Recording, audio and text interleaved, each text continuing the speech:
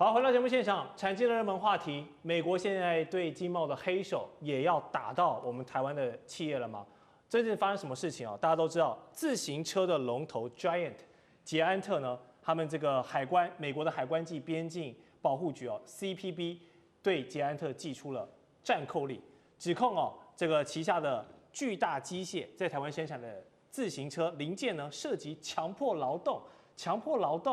人权的一个议题。然后货品全面禁止进入到美国市场，这一刀砍下去也是让巨大的股价重挫。然后现在感觉有点杀鸡儆猴，不只是台湾的其他企业，包含亚洲整个对美国的供应链都开始人人自危了，就怕如果哪些地方没有让美国开心，是不是就忽然被灌了一个莫须有的名堂，然后就被这个禁止啊？那么这是单纯的人权审查吗？还是说是美国打着强迫劳动的一个旗号，实际上又是在玩弄过去非常擅长的这个贸易的权术呢？把战扣力当成经济战的武器，明翰哥怎么看这个事件？我们现在谈论这几件事情第一个，美国的海关跟边境保护局最近去说，台湾的巨大，它居然有所谓的一个劳工上面的一个问题。其实这个问题，我们到目前为止，我们都非常的一个挣扎为什么呢？第一个 ，WRO 是什么呢 ？WRO 叫战扣令。什么叫战扣令？对于美国来说的话，他们可以说，你这个商品当中，如果是非法生产、非法劳工，或者是有过度的奴役人家，这个通通都是不行的。甚至于有所谓的债务管理，这个通通不行。所以这里面有包括什么马来西亚棕榈油啦，包括韩国等等的，这个我们就不细谈了。但台湾的巨大，再来跟各位谈一次情过去巨大是在台湾发迹。20-30年的过程当中，在中国巨大了之后壮大了，然后他回到台湾来，回到台湾之后，他们就知道了要跟中国来做脱钩，所以他们其实现在很多的边缘厂跟协力厂都是机械化的。其实他们人工能够用少就尽量少。但讲句实在话，这2年的巨大其实经营的非常辛苦巨大股价最好的时候是400多块，这2天遭受到这个消息，它股价今天连100块都守不住。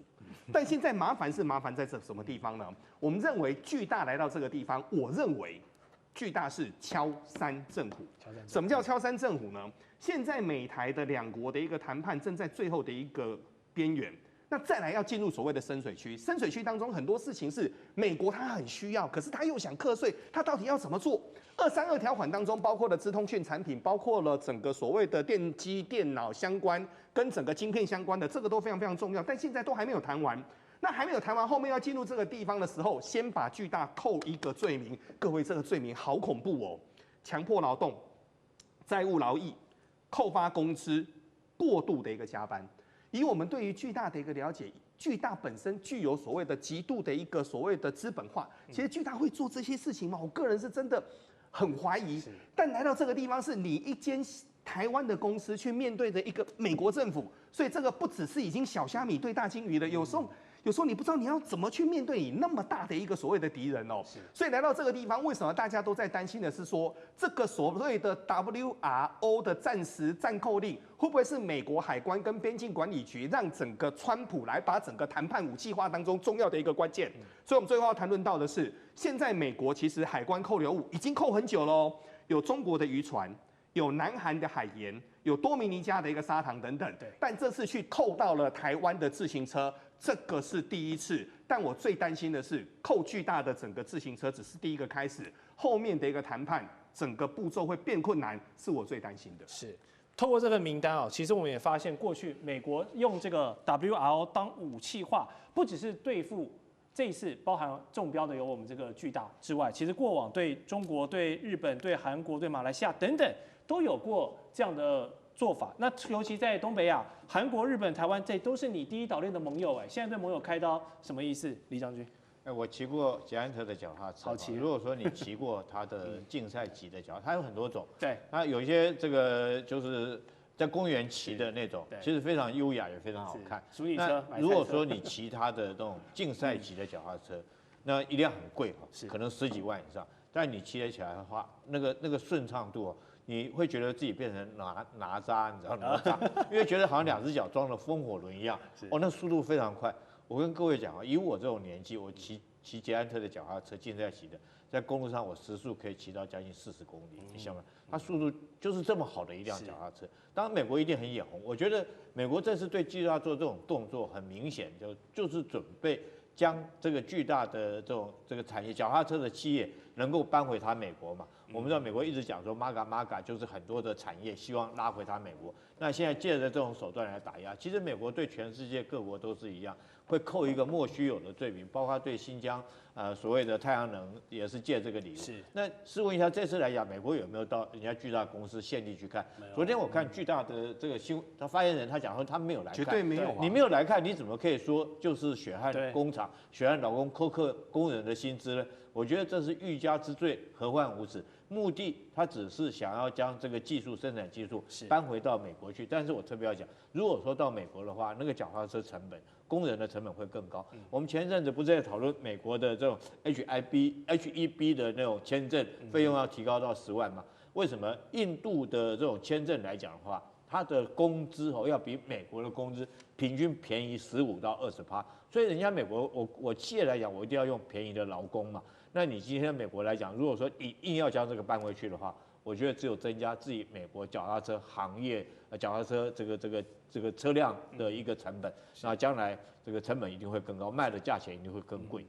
好，观众朋友再看一下这份名单哦，除了我们台湾的巨大之外，上面的马来西亚棕榈油5年了，禁令还没有撤销，韩国的盐业也是苦苦在证明清白，唯一比较解禁的就是多米尼加的砂糖，但是被爆出背后呢也是跟川普有这个政治的关联啊。那要不要撤你的销，要不要解你的这个死局啊，就是看你后台硬不硬。老话一句啊，你有关系就没关系啊。所以美国又双标了吗？这一次对这么多企业这莫须有的这个罪名指控，到底合不合理？唱这个。我想这是整套的手段。以川普最新的宣布，他是针对于药业又课征了100%关税，而且没有管你是哪个国家，除非你这个药到美国做制造。对，好，也就是说我们可以看清楚，关税是川普在总统的格局来对付国家、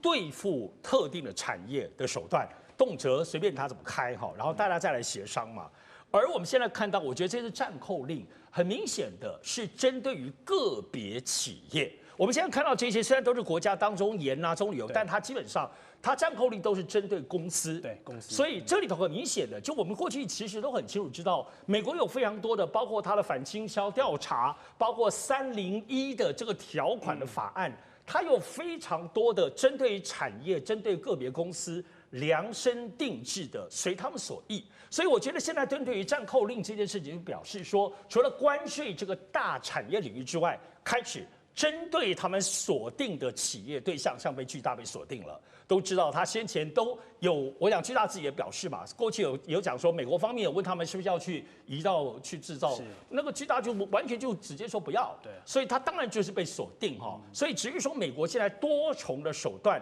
有这些法令，有这些条例给政府跟很多的商务部也好，他们的财税部也好，甚至连他们的国安的部分、国土的部分的这个都可以。在这里头有任何的部分的出招，而现在除了由川普或美国政府的对国家大产业，现在更细密了，透过针对于特定公司用这种暂扣令的方式，可以更琐碎、更细致的进行。也就是说，我没有惹恼你或跟你这个国家产生巨大的碰撞，但我透过扣住你的企业，对你产生警示的兆头。如我们刚刚所提到的部分，它最后面的关税谈判。台美的关税谈判当中，可能也是一个威慑力。我想，这就是美国现在很细密的，透过关税战为核心当中的各种的法令跟实质的扣押手段，已经是全面进出了。是，好，这个要有川普，他有他自己的一个盘算，但是台湾这么多企业，你美国最需要的晶片你不做，然后你去欺负一个自行车业者，什么意思？我看这个按照国际依赖理论来看的话。这个人在屋檐下还不得不低头，因为美国是霸权，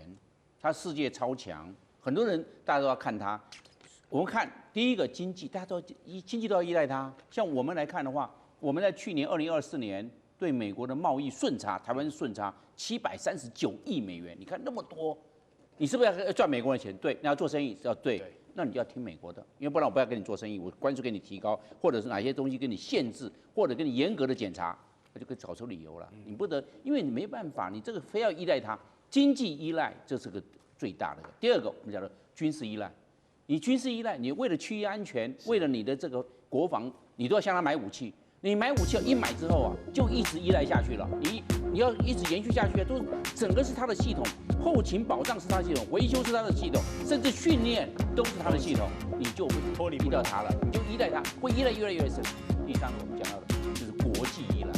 你的整个国际的外交，尤其是台湾这个状况，你更要依赖他，他要帮助你守住最后的几个小堡垒了，你还要不要？要，那你很多时候你要听话，还不得不买单。